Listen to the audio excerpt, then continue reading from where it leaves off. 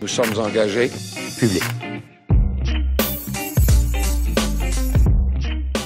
Aujourd'hui, aux engagés publics, on reçoit un politicien de Montarville. On reçoit Michel Picard. Bonjour, Michel. Salut, Denis.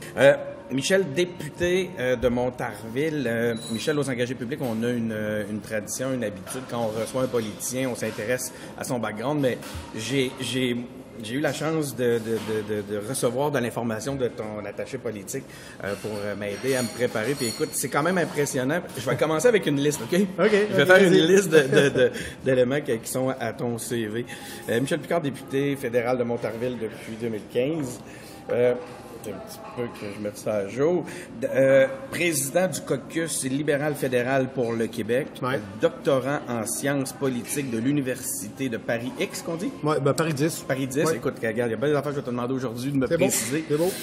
Tu as créé le programme universitaire lutte contre la criminalité financière de la faculté d'administration de l'Université de Sherbrooke. Oui, 2003.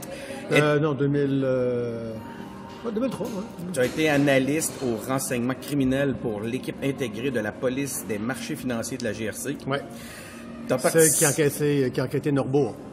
Oui, c'est vrai. C'est ça. Ben, en fait, tu as participé comme analyste à la commission Charbonneau et sur l'enquête de Norbourg. Oui.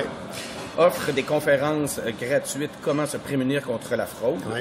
L'auteur de 2 livres sur la fraude, encore une fois. Oui. Prochain candidat investi pour le Parti libéral du Canada, dans Montarville. Oui. S'intéresse beaucoup à la sémiologie, le langage du non-verbal. En fait, ça s'appelle synergologie. C'est une erreur de retranscription. C'est synergologie. Synergologie. Ça, c'est l'expression consacrée, le terme enregistré tout, qui est la technique qui a été développée par Philippe Turchin. Qui, en fait, là, c'est que ce qu'on me dit, c'est ton attaché qui me dit ça, c'est que tu saurais quand les gens disent des mensonges. Ah, mon Dieu, ça, c'est le mythe du langage corporel. On ne sait pas si les gens mentent, parce qu'il faut qu'ils le disent s'ils mentent ou il faut que tu trouves la preuve. Mais disons qu'on a des indications qu'il y a le quoi qui cloche, donc ça nous amène à poser plus de questions, puis jusqu'à temps qu'on arrive à la réponse que oui, elle ou il a menti. Ça doit être utile, ça, à la Chambre des communes? À tous les jours, je me pratique. Je sais pas être le premier qui te fait le gag, hein? Non. Il est un peu facile. Tu joues au hockey. C'est aussi très vrai. Tu joues au hockey, tu joues au golf, et tu t'arrives, là, même, je pense, à t'entraîner de faire du jujutsu. Ben là, moi, je m'entraîne un peu moins en arts martiaux, mais c'est vrai, je joue encore au hockey à raison de 2-3 fois par semaine. Je suis gardien. Mes arts martiaux, mon Dieu, j'ai commencé à 18 ans, ici, à Caprou, justement, à côté, au campus, 32 fois. Et donc, je suis allé chercher ma 4e dan en jiu-jitsu. Oh! Je me suis entraîné avec le professeur Marc Casselin, ici à Saint-Joseph, en Yosekan. Donc, j'ai ma ceinture noire en karaté. Puis, j'ai fait aussi du judo. Je me suis servi dans le judo. Donc, je me suis amusé un peu, oui. C'est fascinant. Déposer 2 projets de loi pour venir en aide aux victimes de fraude en février dernier. Ouais, c'est vrai. Siège sur le comité permanent de la sécurité publique et nationale. Tu pensais que j'avais fini? Ah non, Vas-y. c'est tout un... ton background est impressionnant. Là. Écoute ce que tu nous dis en plus sur ton entraînement aux arts martiaux. Es-tu député ou espion? Ah, mon Dieu, on espionne de l'autre côté lorsqu'on est assis en chambre. Écoute, à 59 ans, tu as 3-4 jours pour faire des choses, fait que je me suis amusé beaucoup. As-tu le comité à l'éthique là-dessus aussi? Vas-y, as-tu des choses que tu voudrais ajouter à cette liste-là? Le comité de sécurité publique, ça c'est mon dada, la sécurité publique. J'ai fait toutes mes études là-dessus, ma maîtrise, mon doctorat à Sciences Po, j'ai fait sur les renseignements de sécurité. Ensuite de ça, j'ai travaillé à la douane, j'ai travaillé à l'unité de renseignement, à la GRC, j'étais au renseignement. J'ai trippé renseignement depuis que j'ai 18 ans et donc j'ai toujours été vraiment axé sur la sécurité publique. Mais on m'a demandé de me joindre au comité d'éthique il y a 2 ans. Et je pensais pas que j'allais tripper de même sur des questions d'éthique parce qu'on a travaillé sur toute la digitalisation du gouvernement en faisant emmener puis la protection des données personnelles. Fait qu'on a fait venir Facebook, Google, nomme-là, là, regarde, on a je veux qu'on des parle belles de affaires, ça. des belles affaires. Ça m'intéresse beaucoup, surtout c'est c'est dans mon domaine d'activité, c'est proche de mon domaine d'activité. Puis quand j'ai lu ça, que tu avais eu l'occasion de convoquer ou en tout cas de rencontrer Facebook, je me suis dit, coudonc, il faut bien être député pour pouvoir parler à Facebook. C'est pas facile. Parler déjà de Facebook. Ça n'a pas été facile non plus. Mais revenons sur le gars normal. Là. Il y a cette expression-là avant la politique. J'ai la prétention de dire que les gens qui se lancent en politique ont un petit côté anormaux. Mais le gars normal, le Michel Picard, c'est qui? Ah mon Dieu, c'est un passionné impulsif qui a l'impression qu'il n'a pas assez de temps pour tout faire ce qu'il a à faire puis qui regrette ce qu'il n'a pas eu le temps de faire. Fait qu'ils n'ont pas un bouchée double, puis on tripe au plus possible. Cette réalité-là que tu énonces, là, ça serait-elle à la base de ton implication, de ton engagement, justement, avoir ce désir-là de prendre les bouchées doubles, trip même, puis avoir l'occasion de le faire en politique? En fait, la politique, elle s'inscrit dans une logique de carrière qui s'est dessinée après, parce que quand tu fais une maîtrise et un doc en Sciences Po, là, ça veut pas dire que tu veux faire de la politique. Mm-hmm. En fait, au contraire, j'ai jamais voulu faire de politique. Mais mon développement, le développement de mon expertise que j'ai commencé en 1995 sur la fraude et le crime financier en général, ça a commencé avec le blanchiment d'argent. On est venu me chercher pour donner des cours à la GRC. Je trouve ça bizarre qu'un civil aille enseigner à la police comment faire des enquêtes. Mais on a vu la twist qu'on donnait à la connaissance des vulnérabilités dans nos lois. Puis c'est comme ça que ça m'a embarqué dans le crime financier. Okay. Ça s'est développé. J'ai commencé mes recherches, j'ai fait des conventions. J'ai écrit dans les journaux Journal of Financial Journal qu'on a fait en Angleterre. Et puis 2-3 articles là-dessus. Puis c'était un domaine qui était à découvrir. Puis ça rentrait à la fois dans mon expertise sur le renseignement que j'ai fait dans mes études, puis un nouveau domaine qui n'était pas exploité. Fait que faire une histoire courte, j'ai enseigné là-dedans, j'ai travaillé là-dedans à la GRC. J'ai lu, j'ai recherché là-dedans, puis il me restait rien qu'une place à faire quelque chose, c'était de changer des lois, puis ça se faisait juste à Ottawa. Fait que je dis, bon, ben là, c'est le temps que j'amène mon expertise à Ottawa pour donner ma contribution, puis ma brique dans le mur du gouvernement, ben c'est mes 2 projets de loi que j'ai déposés cet hiver. Comment ça s'est construit? Qu'est-ce qui t'a amené en politique? C'était quoi ton parcours de militant? As-tu milité avant d'aller en politique? Non. Non, moi, je n'étais pas un gars de politique, je n'étais pas un gars qui courait après la politique, moi, j'étais un gars de renseignement. J'étais un gars de renseignement de sécurité. J'étais un gars qui tripe sur les affaires d'espionnage, ça aide. Mais pas film, tu sais, vraiment le jeu des rapports de force entre les gouvernements et les renseignements, qui a dérapé un peu sur le renseignement corporatif, l'espionnage industriel. Toutes ces questions-là, pour moi, c'est un dada qui est resté tout le temps. Puis la question financière est arrivée vers la fin. Puis 1 + 1, ben, dans mon cas, ça a fait 8-12 parce que je suis ramassé à Ottawa avec des projets de loi, des comités, des études extraordinaires. Et c'est là qu'à un moment donné, la logique s'est installée. Elle dit, ben là, il me reste une étape à faire. Ben, faisons-le. Allons en politique. Donc, c'est là que tu as rencontré, tu t'es créé j'ai demandé à des gens qu'on me présente. Politique. Ben, en fait, oui, j'ai demandé à des gens qu'on me présente au milieu, au parti qui me représentait le mieux, le Parti libéral. Et puis, à partir de là, ben, j'ai regardé, j'ai cheminé, puis j'ai dit, regarde, voici ma candidature, que je pense que j'aimerais me présenter. C'est toi qui as sollicité le parti? Oui, c'est pas moi, on n'est pas venu me chercher, là. Je suis pas un candidat vedette, ou je suis pas une personne qui influence au point qu'on avait besoin de moi. Mais ma connaissance était assez, je dirais, dans le groupe de personnes qui se présentent au parti puis en politique, il n'y avait pas beaucoup de personnes qui avaient mon expertise. Ouais. Je connaissais la contribution que je pouvais apporter. Fait que j'ai dit à la gang du parti, voulez-vous? Ils ont dit oui, je le veux. Alors Il y avait besoin de ça. Ben, ça. Ton expertise a l'air beaucoup au centre de toutes tes opportunités. Ben, je pense que la fraude, c'est pas une affaire qui est rare. Ça arrive souvent. Non, on rencontre pas des spécialistes souvent, par contre. Non. Puis un spécialiste, c'est un grand mot. Tu sais, anecdote, quand j'ai passé comme commentateur à RDI, tout de suite, j'ai demandé à Louis Fortin, j'ai dit, écoute, arrête de m'appeler expert en crime financier, parce que ma gang de chums à GRC sont morts de rire. On peut pas être expert là-dedans, parce qu'il y a trop de choses. On peut se spécialiser, par contre. Ça, j'ai pas de problème à dire que je développe mon expertise constamment, puis encore aujourd'hui. Mais c'était l'aide que je pouvais apporter. Puis, il n'y avait pas beaucoup sur le marché. En fait, ton intérêt fait que tu ramènes la lumière sur le sujet, chose qui est très utile actuellement. Là. Bien, je mets la lumière, je pense qu'il fallait qu'il soit mise, et j'ajoute ma contribution à ceux qui disent pas mal les mêmes choses que moi aussi, déjà, comme expert ou comme analyste. Puis j'ajoute mon effort à ceux qui essaient d'aider les gens puis de dire aux gens de faire attention. Pourquoi tu as choisi le Parti libéral du Canada? Attends, excuse-moi. Pourquoi la scène fédérale? Parce que j'imagine que c'est relié... Fait criminel. C'est ça, parce que c'est là qu'était... Ouais. Mon apport législatif était au niveau fédéral. Oui, c'est ça, OK. Puis pourquoi le Parti libéral du Canada? Ça, c'est la grande question. J'ai toujours été pas mal libéral, de tendance libérale. Je suis plus à gauche que les libéraux en termes de liberté, puis je suis très permissif, puis en même temps, je suis très à droite sur les conditions à respecter pour être capable de gagner cet équilibre-là. Donc, finalement, je suis quelqu'un de très balancé, mais mes extrêmes sont un petit peu plus loin. Ce qui fait que je suis pas à droite, pas à gauche, quelqu'un pas mal de centre, et dans l'équilibre des choses, le Parti libéral convenait mieux à mes visions à mes vues que les autres.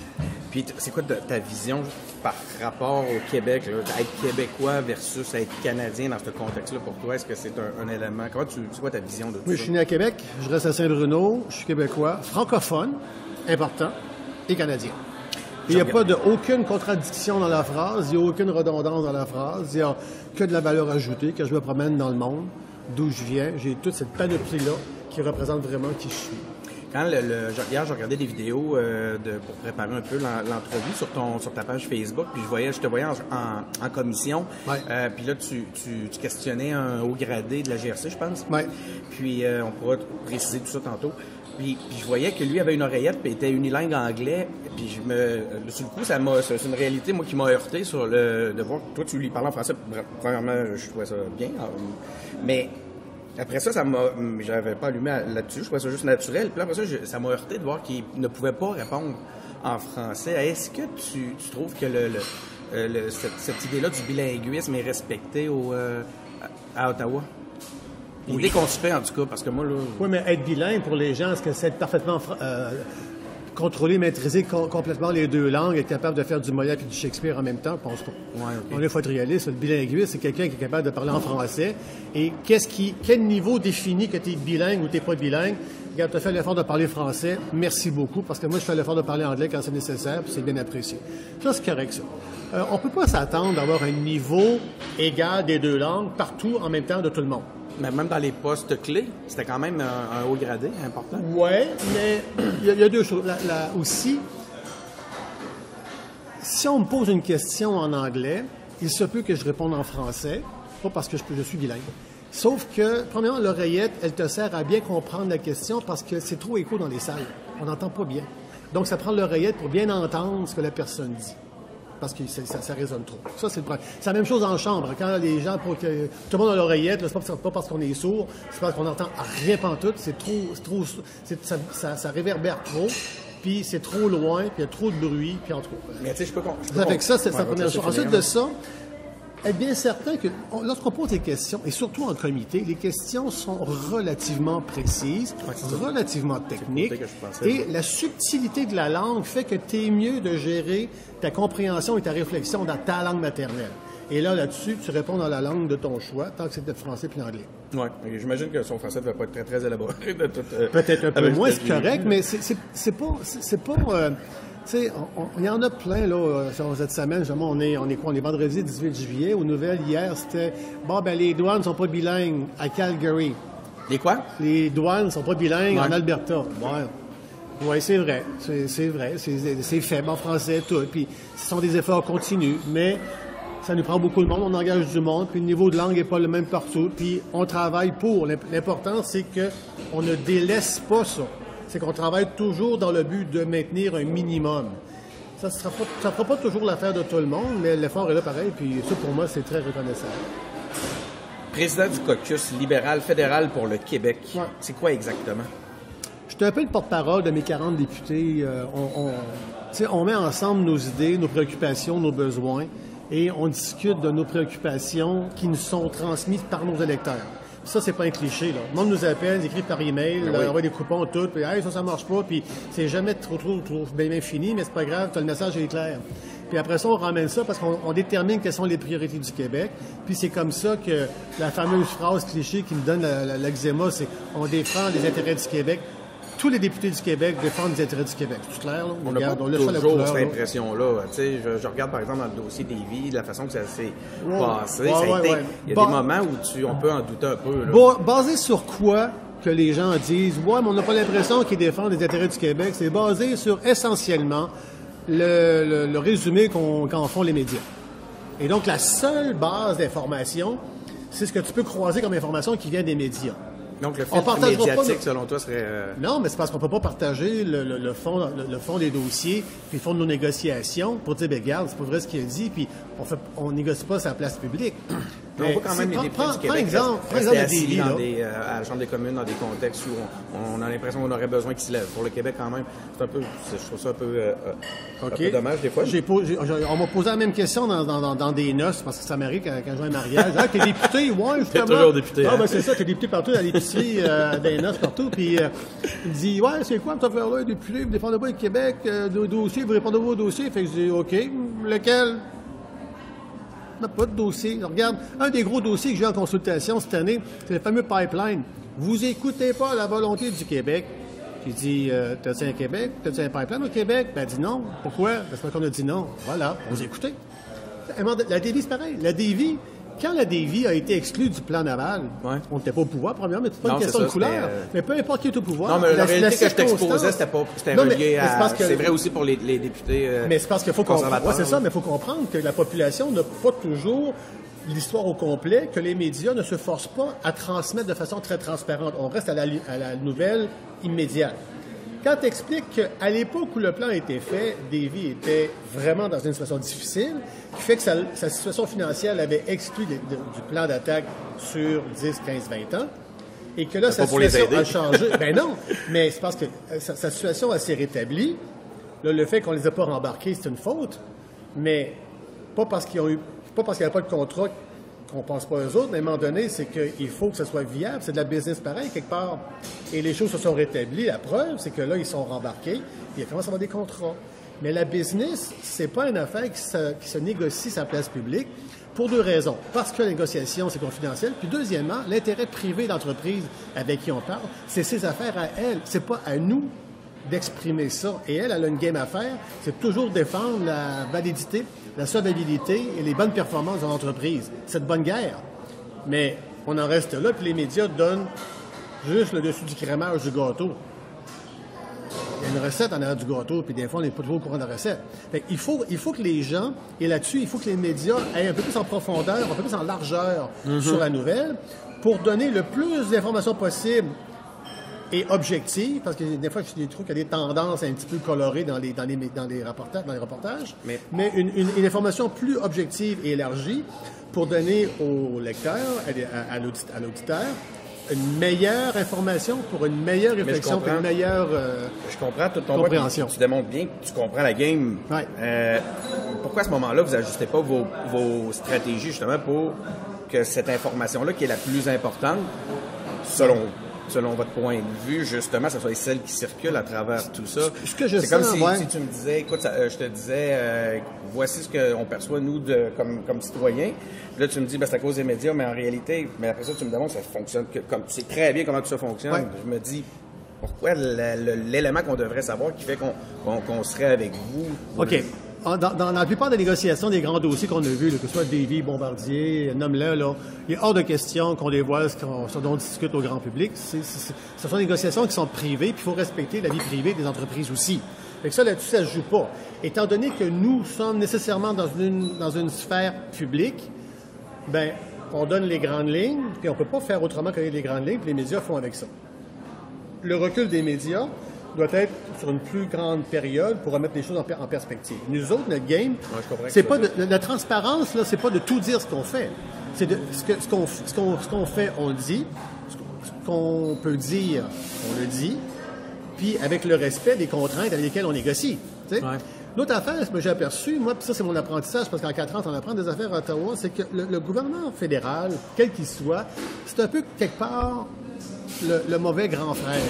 C'est toujours celui qui donne une bine à l'épaule, puis qui te gosse tout le temps, puis qui... Tu sais, t'as toujours le mauvais côté de la chose, là, parce que s'il y a quelque chose qui marche mal au Québec, c'est la faute du fédéral. Non. Mais on ne va pas dire, ben non, mais c'est pas de notre faute, c'est la faute de l'autre, puis gna gna gna. Non, mais c'est pas même ça marche. On est des grands enfants, on est capables de discuter. Mais c'est pas ce qui est rapporté parce que la politique, par définition, on fait de la politique, les gens font de la politique, quelquefois on fait de la politique, et ça tire la couverte pour avoir la meilleure image, la meilleure réputation, tirer son épingle du jeu. Puis à un moment donné, dans le temps, quand tu regardes dans le temps, qu'est-ce qui se passe? Finalement, c'était pas ça. Ben, c'est ça. Mais des fois, il faut laisser passer le temps. Puis nous, on travaille sur une période de 4 ans et plus, même si il faut être réélu, les plans visionnaires s'établissent sur plusieurs années, et il faut travailler avec le temps. C'est un luxe qu'on n'a pas lorsqu'on travaille sur la nouvelle. Quand on reproche un truc au fédéral, souvent, c'est parce que, je suis sorti de mes questions beaucoup, mais la discussion m'intéresse.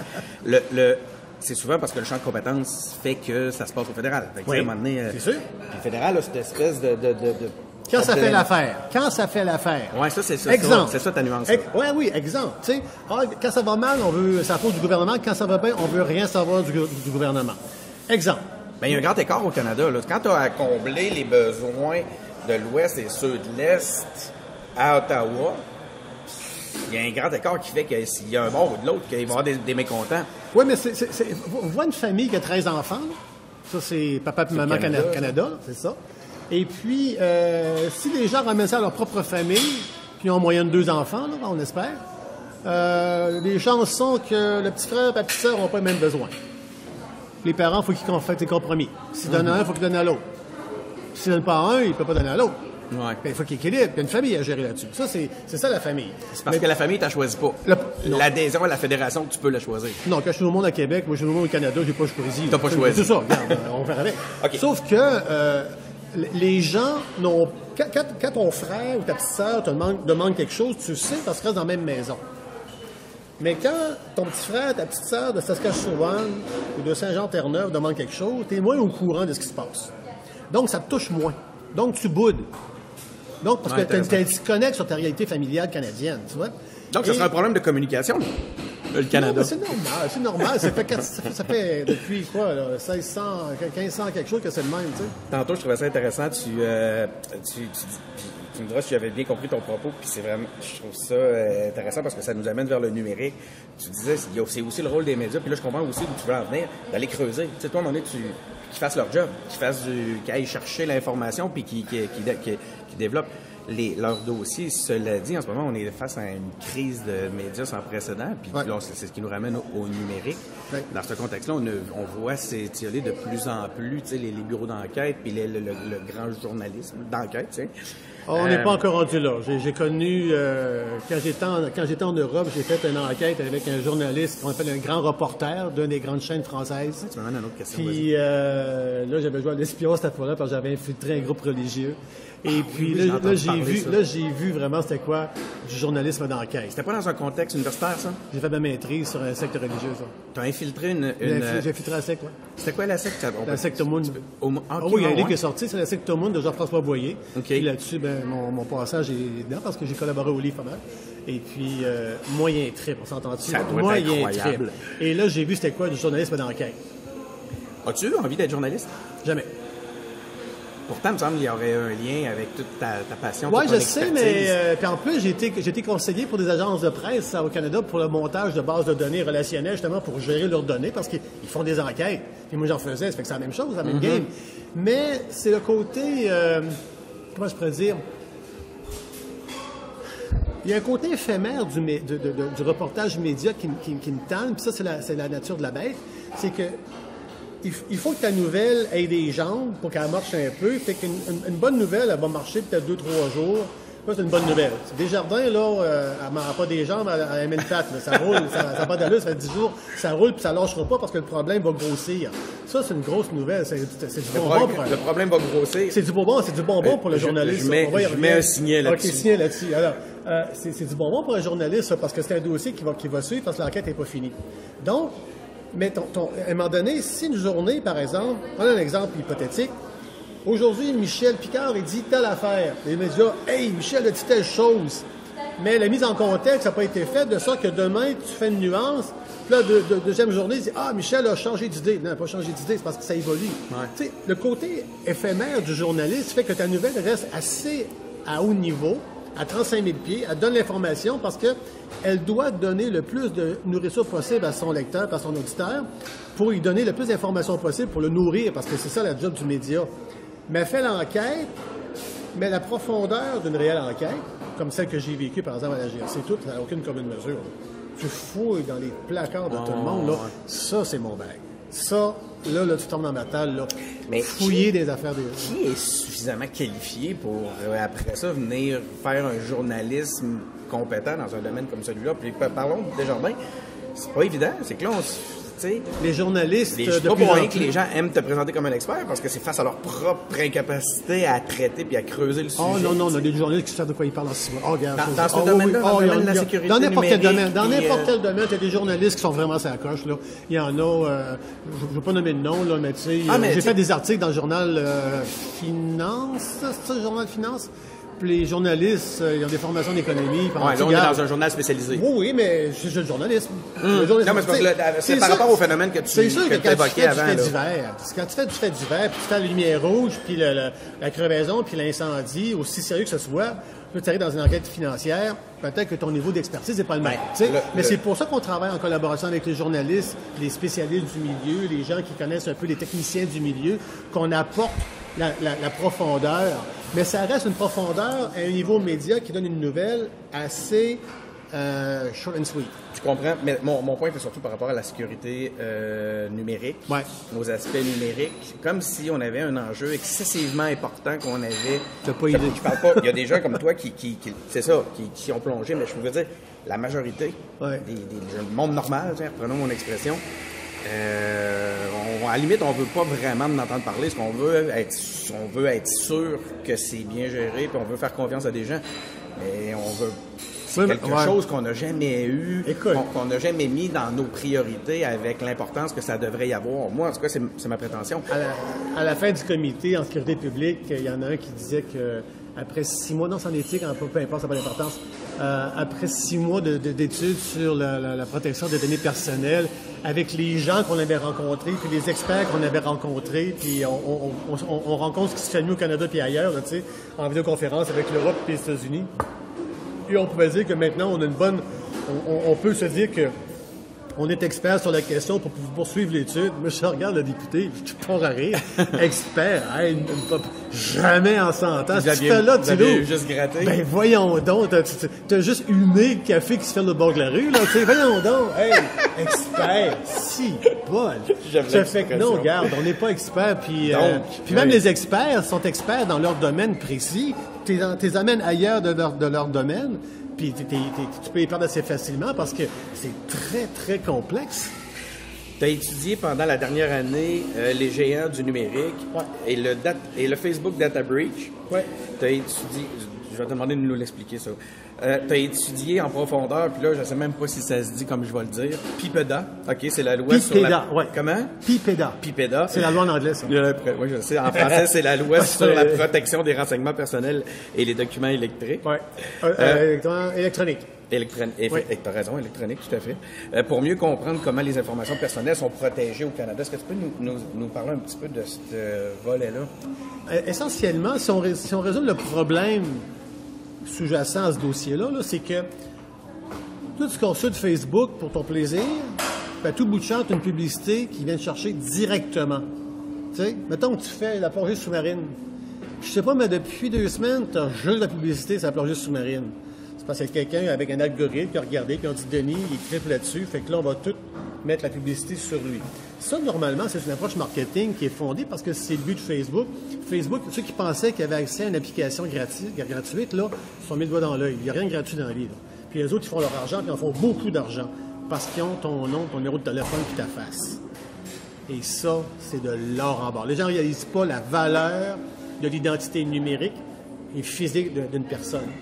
Et donc, le problème, c'est que là, Facebook a pris des données, puis a permis à une tierce partie d'analyser des millions de données, et ça a donné, ça a dérapé pour faire on manipulait les courriels, pas les courriels, on manipulait l'information qu'on dirigeait de façon ciblée à ces gens-là, de sorte que ce que tu recevais était peut-être biaisé, et le but était de voter Brexit, c'est de ne pas voter aux États-Unis, ou ainsi de suite. Et c'est majeur parce que là, ça vient interférer dans ton libre choix. Et c'est ça le problème. Ça a été quoi ton impression nette à la sortie de ça par rapport justement à la bonne volonté de Facebook de régler le problème? Le gouvernement n'a pas autre mandat que de protéger à tout prix la vie privée des gens. Puis il n'y a pas de marge de manœuvre, puis il n'y a pas de négociation à faire. Ça passe par du mandat. La compagnie n'a pas d'autre mandat que de faire de l'argent. Et la morale ne fait pas partie de l'histoire. Et donc, entre les deux, comment est-ce que les deux peuvent se concilier? Le gouvernement ne comprend pas assez, entre autres, d'après les questions que j'ai entendues, ne comprenait pas assez la réalité d'affaires des entreprises. Et les entreprises ne savent pas comment parler au gouvernement. Donc, la chicane pogne, puis on donne un subpoena à quelqu'un qui ne vient pas, c'est ça que ça a donné. Avec Facebook, Zuckerberg n'est pas venu, même avec un subpoena. Donc, il faut trouver des terrains d'entente, de dire, regarde, toi tu veux ça, moi voici ma sphère d'activité, je ne peux pas sortir de là, puis toi, vu que tu fais affaire chez nous, tu ne peux pas faire autrement que de respecter ma sphère d'activité parce que tu t'adresses aux gens qui sont mes électeurs, qui sont ma population. Et donc, comment est-ce qu'on travaille ensemble? Et on s'est aperçu que on est tellement derrière la technologie et l'expertise d'entreprises privées qui font de la technologie, du numérique et de la gestion de data privée que si on n'a pas perdu le contrôle, on n'est pas loin de le perdre. Et là, on va se faire diriger par ceux qui gèrent les médias. Écoute, c'est effarant ce que tu es en train de me dire. Je veux dire, je sais pas, c'est une grande surprise pour moi, mais de l'entendre d'une façon aussi évoquée, aussi lucide, c'est... Écoute, je lisais là-dessus, en 1981, un livre d'Alfred Toffler qui s'appelle « La troisième vague ». Il a écrit Choc du futur à l'époque. Il a fait un livre avec la troisième vague, et un de ses chapitres, c'est la valeur de l'information. En 80, là, 35 ans et plus, là. Puis là, on est aujourd'hui, on dit « Oh, on n'a pas vu venir ça. » Voyons donc. OK, là, j'ai plein de questions. C'est ces gens-là, là, ils sont ici depuis longtemps, et la science du comportement, basée sur de l'agissement, basée sur la façon de faire, la façon de lire, la façon de regarder et la façon de consommer, t'amène à développer des algorithmes qui vont t'aider à diriger une personne, à favoriser un choix plutôt que l'autre. Et c'est cette influence-là de favoriser un choix plus que l'autre qui fait que tu es un influenceur / manipulateur et à des fins, je dirais... Intéressé avec une connotation négative, c'est dangereux. Parce que les gens pensent qu'ils font un libre choix alors qu'ils se sont fait emmener par la main vers la destination qu'on leur a donnée comme seul choix. Comment on va la récupérer, cette souveraineté-là, comme collectivité sur l'entreprise privée? C'est impossible de le faire autrement qu'avec un accord commun entre les autorités fédérales, provinciales et les entreprises privées.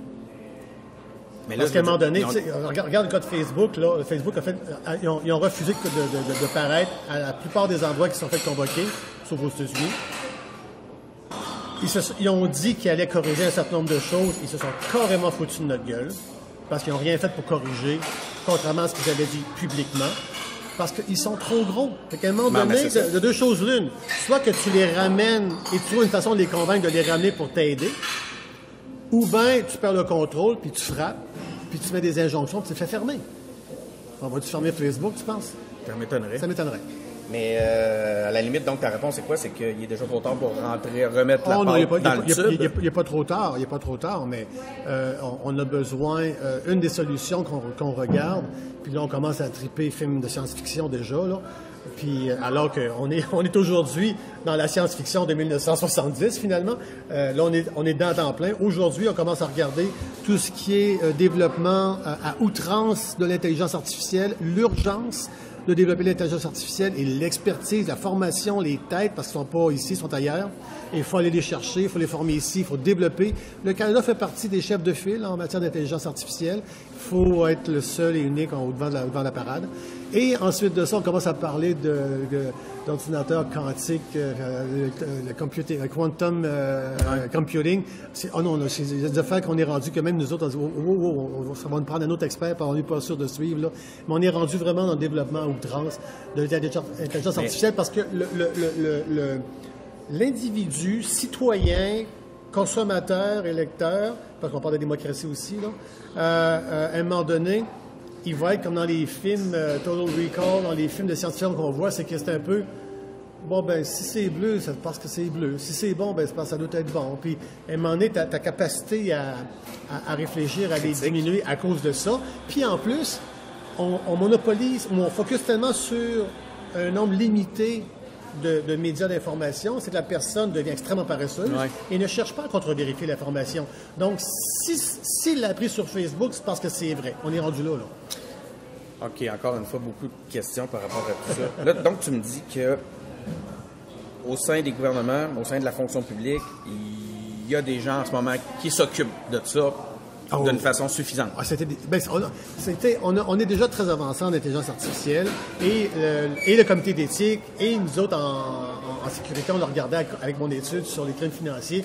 Toute cette question-là de protection de la donnée, de l'information privée d'une personne, c'est non seulement un sujet d'intérêt, c'est rendu un cauchemar pour nous autres. Question d'intérêt, sauf que pour revenir sur le volet politique, j'ai peur justement que, étant donné, tu sais, puis on en a parlé tantôt, c'est quelque chose qu'on a négligé longtemps. C'est quelque chose qui vient pas... Le citoyen lambda est peut-être pas suffisamment compétent pour comprendre les enjeux. Quand je dis compétent, je parle au point de vue techno-compétent, tiens. J'ai peur que, loin des enjeux électoraux, loin des actions concrètes, est-ce que c'est possible? L'électorat passe son quotidien à se préoccuper de sa fin de mois, à raison. On est d'accord. Et souhaite quelqu'un qui va l'amener vers la fin du monde, dans un côté positif. Donc, la vision des choses, elle est à très long terme, et on veut voir loin, et on manque de ça, puis on a perdu ça, cette vision des choses-là. L'électeur demande à son représentant, amène-moi quelque part. Ouais. Mais j'ai un char à payer à la fin du mois. Ouais. Donc, quand tu arrives aux élections, on revient pas mal à la fin du mois. Parce qu'est-ce qui va arriver pour ma fin de mois, tout, OK, ça, c'est garanti. La différence maintenant, puis ça, je l'ai vu en 2015, puis on le voit cette année, en 2019, c'est que la fin du mois, elle n'est plus une demande de l'électeur, elle est un acquis. Là, elle dit, viens pas me dire qu'il n'y a pas de chômage. Je m'en fous, parce que c'est ta job. Ne viens pas me dire que mon économie va bien, je m'en fous, c'est ta job. Ne viens pas me dire comment tu es bon à faire ce pourquoi je te paye. Où est-ce que tu m'amènes maintenant? Et là, cette transition-là, ça arrive. Là. Et donc, la vision des choses est il veut savoir comment est-ce que je vais vivre dans 5, 10, 15 ans. Nos jeunes, l'environnement, tout. Ma campagne électorale, elle va être annoncée carboneutre. Pourquoi? J'ai jamais pensé que je ferais ça il y a 10 ans. Puis aujourd'hui, c'est même pas une nouveauté. Ça moindre des choses. Je fais ça, ça moindre des choses. Mais on est rendu, là. Je t'écoute depuis tantôt, puis je fais beaucoup de liens entre les enjeux environnementaux et les enjeux qu'on discute depuis tantôt, au point de vue de la dynamique. Tu sais, tu me dis, en 81, moi, je lisais des trucs, parce qu'on nous annonçait les problèmes d'aujourd'hui. Ouais. C'est la même chose avec l'écologie. C'est la même chose avec l'environnement. Ça fait pas... c'est pas depuis... ça fait, là, c'est rendu un enjeu qui modifie les campagnes électorales, l'environnement. Mais l'environnement on nous en parle. C'est ça. On voit le mur arriver depuis très longtemps. Oui, mais l'environnement a pris le dessus au niveau de l'œil du contribuable en général, de la population, parce que ce sujet-là a réussi à rentrer dans son quotidien de façon plus généralisée.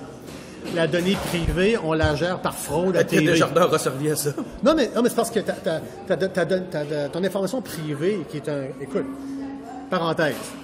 Je peux trafiquer ton téléphone cellulaire en modifiant ta prise de charge au mur. On s'entend? Ta boîte carrée, là.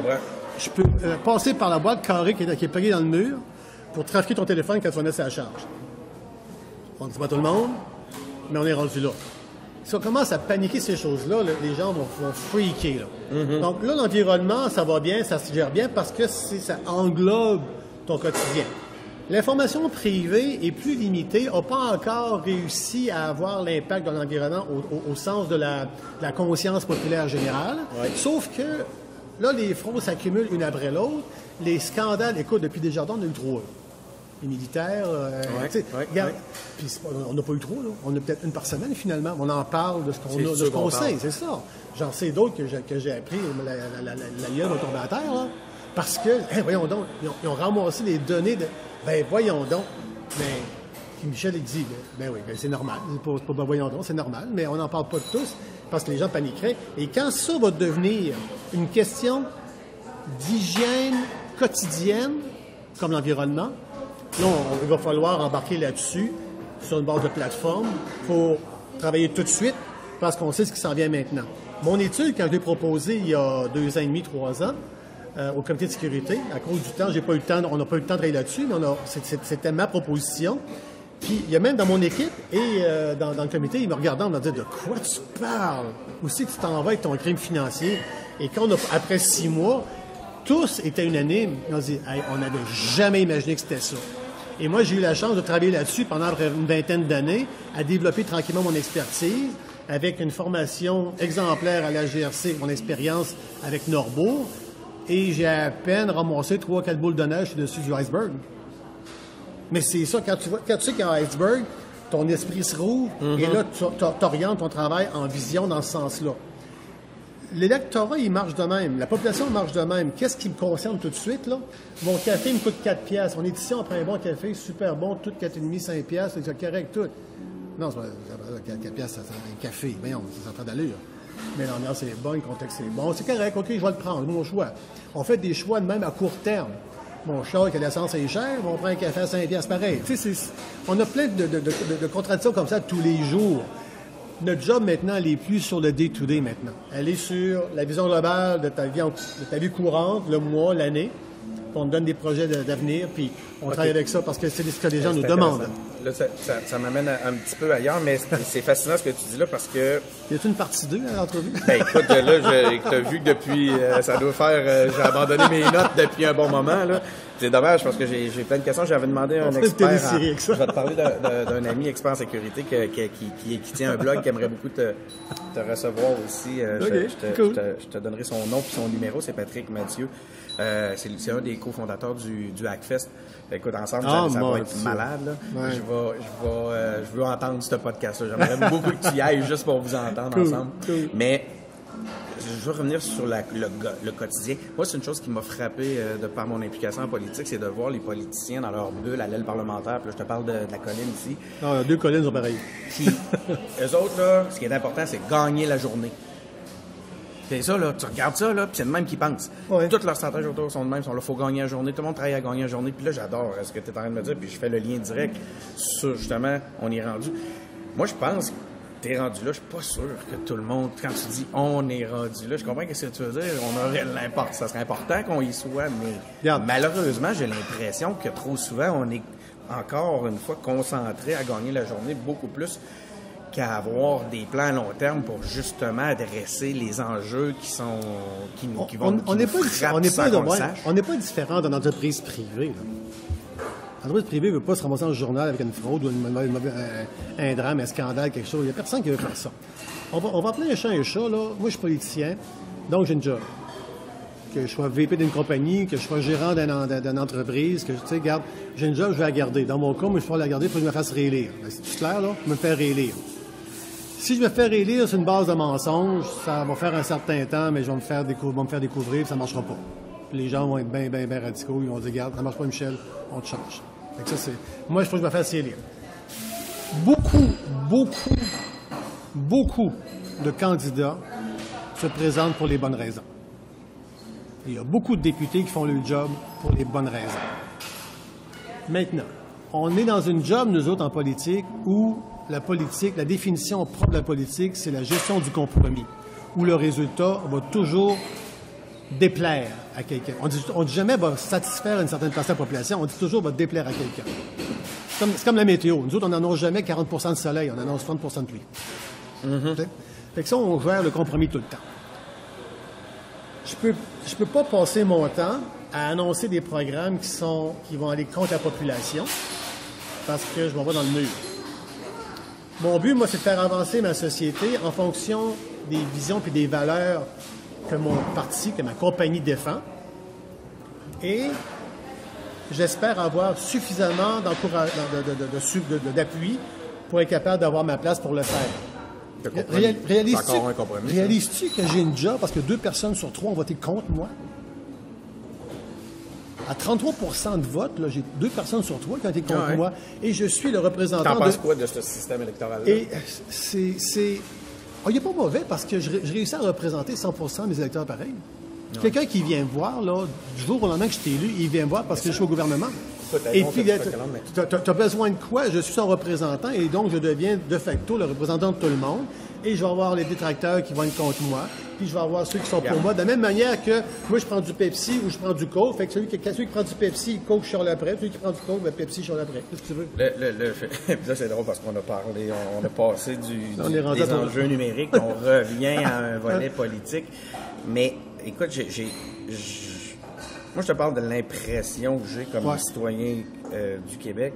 Puis des fois, j'ai trop l'impression que les représentants, puis là, je reviens à ton rôle de représentant responsable du caucus québécois, que les représentants du Parti libéral sont beaucoup plus là pour représenter le parti auprès du Québec, des Québécois, que de représenter les Québécois auprès d'Ottawa. Ben, écoute, regarde, tu peux défaire cette impression-là, mais moi, je te parle juste honnêtement de l'impression que ça me laisse.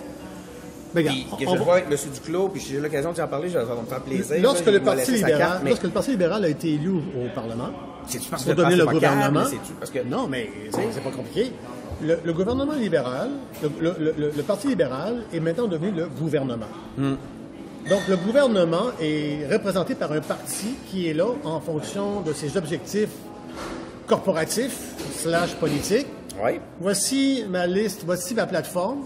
C'est ça notre plan de match, c'est ça notre plan d'affaires, nous autres, c'est une plateforme électorale. Et voici notre plateforme, voici les points qu'on va développer. Loi à l'accès à mourir, l'accès médical à mourir, loi sur le cannabis, le libre-échange, tout. Voici mon plan d'affaires. Moi, compagnie X... Là, il y a plein de... Je pense sur ces surprises. Alors, ben oui, mais en politique... Tous les éléments qui ont ressorti. Ben oui, mais il va en avoir encore, puis peu importe la couleur, là, tu sais, c'est sûr, mais sûr. Je suis pas toujours d'accord avec ce qui se passe. En fait, c'est une autre de mes questions. Est-ce que tu es toujours d'accord avec les décisions de ton chef? Non. Là, je te mets en the spot, là. Hein? Je vais te dire... Peut-être que je ne m'y prendrai pas de la même manière, parce que c'est de la même manière que quand j'écris mon texte, moi j'écris d'une façon, mon adjoint elle me corrige, je te le dirai pas ça de même, tout, mais... Parlez-vous souvent ensemble? Il est venu, le député de Papineau siège au caucus du Québec lorsqu'il a le temps de venir au caucus, comme n'importe quel autre député. Ben oui, comme n'importe quel autre député.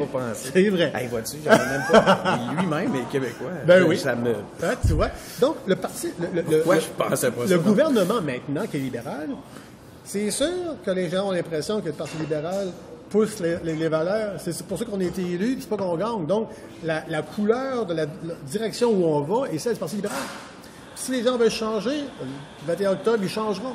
Puis ils vont se ramasser, puis ils sont pas contents. Mais peu importe, ils ne seront jamais contents. Donc ça, c'est sûr et certain. Maintenant, la façon dont un Québécois se fait représenter, bien, probablement que dans ma petite contribution, je suis l'exemple même de bien d'autres collègues qui défendent la position des Québécois parce que mon engagement en politique en matière de lutte à la fraude est le résultat de plusieurs consultations, des rencontres, et j'ai défendu des groupes de victimes, Earl Jones et compagnie, des groupes avec qui j'ai collaboré, j'ai aidé, pendant qu'eux se débattaient avec l'autre gouvernement pour dire, ben là, ça prend ça, ça prend ça. Moi, c'est pas une question, ben ils sont pas bons, faites pas ça, on va le faire. Non, ils sont là, voici ce que tu vas demander, voici ce que tu vas faire, parce que si j'étais là, il faudrait que je fasse ça.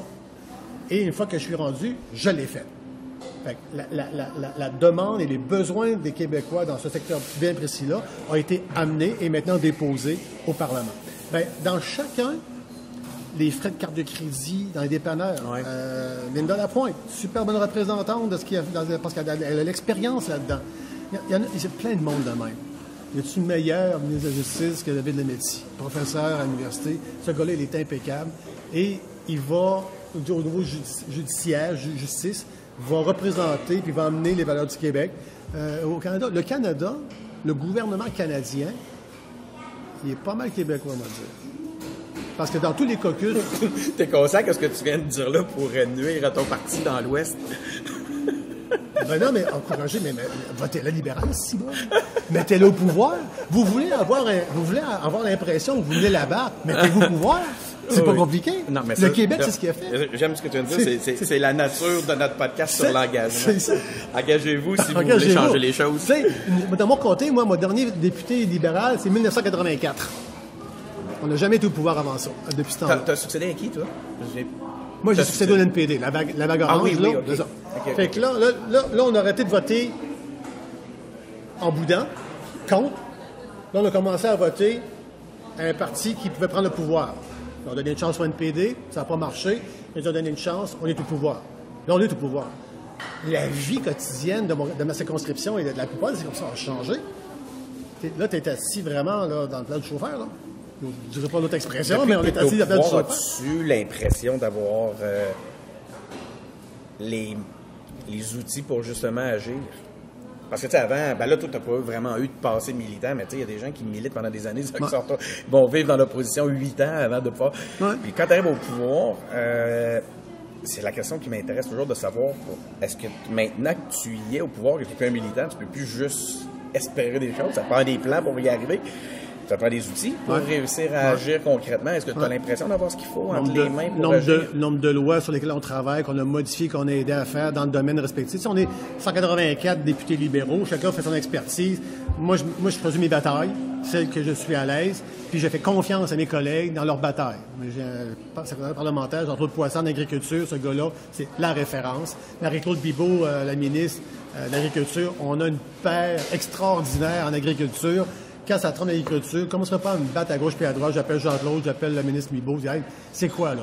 Puis on se parle comme les ministres, comme toi et moi on se parle. Mm-hmm. C'est facile comme ça. C'est ça l'intérêt d'avoir les deux mains sur le pouvoir puis d'être au bord, d'avoir deux mains sur le bâton. Sur le volant? Non, je dirais pas ça. Mais d'avoir le bâton, je veux pas le dire. Mais d'avoir le bâton dans les mains, là, c'est que là, on décide, là. Ben, décidons. Donc oui, on veut décider, ben décidons, oui. Ouais. Hey, on gère le compromis, on s'entend? Je veux ça, voici ce qu'on va avoir. On est capable de vivre avec ça? Oui, non. On peut se modifier un petit peu? OK, c'est à la limite. Voici. À un moment donné, il faut prendre une décision. Pour un gars d'action comme toi, qui justement n'est pas arrivé du monde de la politique, ça doit être quand même un défi de gérer cette espèce de jeu d'équilibre. Je dirais pas que j'en perds mes cheveux, parce que les gens qui me voient pas, ils savent pas que je suis chauve. Là, mais d'ailleurs, ça m'a pensé qu'il faut qu'on se fasse une photo ensemble. J'ai appris...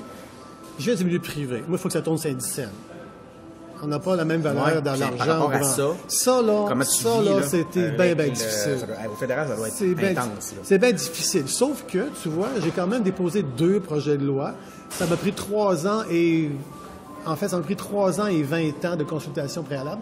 Mais c'est ça pareil. Mais la seule affaire que j'ai appris qui marche vraiment à Ottawa, c'est quand tu veux que les choses aillent vite, il faut que tu prennes ton temps. Parce que si tu recules, là, tu as perdu beaucoup de temps après ça. Fait que là, on a fait notre travail tranquillement. Parce que quand tu fais un pas, il ne faut pas que tu recules. Mais quand tu as fait un pas, là, on a changé des manières de vivre au Canada en 4 ans avec Justin, comme peu de premiers ministres le font, puis les gens ne réalisent pas ça. Moi, c'est mon petit côté partisan. Oui, je suis libéral. Mais regarde, en 4 ans, on a apporté des changements culturels et sociaux. Puis les gens disent « Ouais, il n'est pas bon, il n'est pas ci, il n'est pas ça. Hey, » regarde ce que tu as fait dans 4 ans, là. Regarde ce que tu as changé, ce que tu as acquis dans 4 ans, là. Pas si pire que ça, finalement. C'est ça un gouvernement. C'est pas des changements drastiques. Quand tu arrives chez vous, puis tu dis là, je suis tanné la peinture, tu changes de couleur, 2-3 jours, c'est fait. Au gouvernement, ça marche pas de même. Ça prend plus que 2-3 jours. Est-ce que votre gouvernement va s'opposer à la volonté du Québec en laïcité? Nous autres, on a une charte de droits et libertés, puis on n'en démord pas, puis on reste là-dessus. On n'impose pas aux gens. C'est pas une question de s'imposer. Lorsque le comportement met en question ou met au défi un point qui relève la Charte des droits et libertés, d'aller laisser il n'y a même pas de discussion, c'est ça. Donc oui, vous allez vous y opposer. Non, on s'oppose au point lorsque le tribunal dit que ce point-là vient à l'encontre de la Charte. Vous mettez ça entre les mains des tribunaux. Parce qu'on est une société de droit. Oui, je comprends. Et le droit étant indépendant... La volonté du peuple a quand même un poids important. Les lois sont pas là pour... Si on était un État policier, un État politique, le poids du peuple serait pas bien fort dans la balance. C'est parce qu'on est un État de droit, justement, que l'approche entre guillemets, aveugle de la justice fait en sorte qu'il n'y a pas de favoritisme. Et en fonction du contrat social qu'on a, parce qu'on est en société, c'est un contrat social, et en fonction de ce contrat social-là et de nos lois, la justice établit l'équilibre en fonction de nos lois. Maintenant, si les gens ne sont pas d'accord, on va faire comme n'importe quelle loi. Les gens font des recommandations, des résolutions, on les amène en plateforme, on en développe un projet de loi, puis 5-10 ans plus tard, tu as un projet de loi qui a changé ta façon de faire. C'est le même, ça marche. Et là, et ça démontre jusqu'à quel point le poids du peuple est important. C'est le peuple qui amène ces idées-là. Je peux te dire que tu as botté en touche? Un peu? Ça veut dire quoi, sur ça? La laïcité? Voulant dire que tu n'as pas voulu trop te mouiller. C'était... Tu sais, je veux dire... Ben non, finalement, c'est assez clair. Regarde, regarde, vous êtes contre. Je comprends. Puis vous allez mettre ça entre les mains du tribunal Je comprends l'approche civique du projet. Et ma petite sœur, lorsqu'elle a accouché, l'infirmière avait un voile sur la tête. Ça m'a pas fait un pli pantoute, là. Oh, mais c'est pas de ça qu'on parle. Non, mais je veux dire, c'est... On parle des ce genre de rôle-là. Oui, mais laïcité. C'est pas ce genre de rôle-là. Non, mais elle avait un signe religieux ostentatoire. Puis regarde, oui, mais c'est une infirmière, c'était pas... Non, mais les gens ne... Non, regarde. Les gens voient pas cette problématique-là du point de vue autorité gouvernementale. Ils voient cette problématique-là du point de vue social. Peu importe où est-ce que tu es en société, au café ici ou ailleurs, tu vois quelqu'un qui a un signe religieux différent du tien, tu vas le remarquer, puis tu vas faire une allusion à la loi sur la laïcité. Mais son rôle a une importance dans le contexte. On ne peut pas juste faire le débat. Ce que je voulais surtout voir, c'est si la volonté de s'opposer à la volonté du Québec était présente. Mais Je suis loin d'être certain, moi, que quelqu'un dans une position d'autorité... Non, un juge ou un policier, là, c'est plus de ça qu'on parle. Je comprends l'idée civique qui doit être neutre au risque d'être drabe. Personne qui sert le café. Non. Ça me fait plaisir. Mais oui, mais je veux dire, tu sais, je ne sais pas jusqu'à quel point cet impact-là va être notable, ou serait même envisagé, parce que les gens qui viennent au Canada, normalement, viennent au Canada parce que c'est le Canada, et c'est le Québec, et nos valeurs sont exemplaires partout dans le monde. On est envié de bien du monde, puis les gens ne veulent pas rétablir leur régime qu'ils quittent pour rétablir ça ici. Et là-dessus, ça me donne une confiance de bonne volonté. Ceci dit, le gouvernement fédéral, puis moi aussi, dans des questions comme ça, je m'en remets à ma société, qui est une société juste et équilibrée et équitable. Et sur cette base-là, la Cour va faire une bien meilleure job que moi. C'est ce que je comprends. OK, écoute, j'ai eu envie de t'entendre là-dessus parce qu'on parlait du Parti libéral. Je sais qu'il y a les élections s'en viennent, puis ça va être un dossier sur lequel on va voir un peu déjà, on sent que Justin est assez... On va nous essayer sur bien des questions. Oui, ça va être... Mais on l'a vécu en 2015, cette question-là, puis ça n'a pas changé notre position. Je te remercie beaucoup, Michel. Écoute, je pense pas avoir posé... J'avais genre 12 questions, je pense pas en avoir posé 4. Parce que je me suis vraiment laissé emporter par la discussion. C'est fascinant. Je te remercie beaucoup. Merci aux auditeurs. Vous pouvez nous suivre sur SoundCloud, sur Spotify. Vous pouvez nous suivre sur Facebook, sur Twitter. On a un site web, c'est engagépublic avec des S.com. On est aussi sur YouTube. Soyez à l'écoute et merci beaucoup. Merci, Eric.